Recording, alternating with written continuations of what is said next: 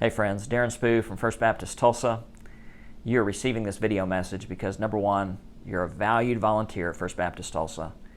And number two, you have likely received in the last few days an email request for you to complete a background check as a part of your volunteer role here in our church. So I've received quite a few calls about, first of all, is this a legitimate request? Because you get into the background check portal, it asks for a social security number, and you are wise to be cautious. But yes, this is a legitimate request.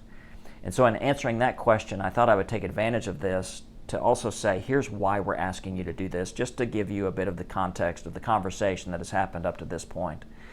So I think most of you are aware of the scandals that have happened in Southern Baptist circles in the last few months, particularly this last summer. Sexual misconduct among leaders and cover-up of that misconduct. So we consulted with our safety company. They're called Presidium. They help us ensure that all of our volunteers are up to par and all of our participants are safe. We've consulted with our deacons. In fact, the deacons were the first ones to say, hey, if we're going to do background checks with those working with minors, which we've done for years, I think the deacons ought to do a background check as well, whether they work with minors or not.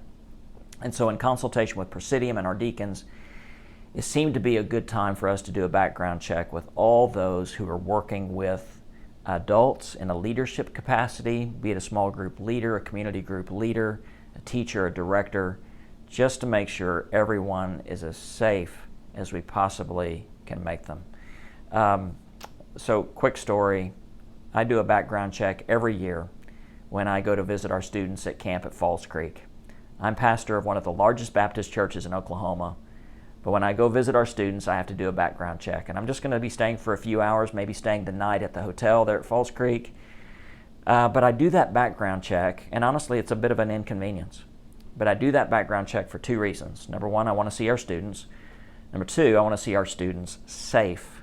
And by me enduring a little inconvenience, what it might do is it might stop someone who is dishonest or someone who is up to no good. It might stop them from hurting our students.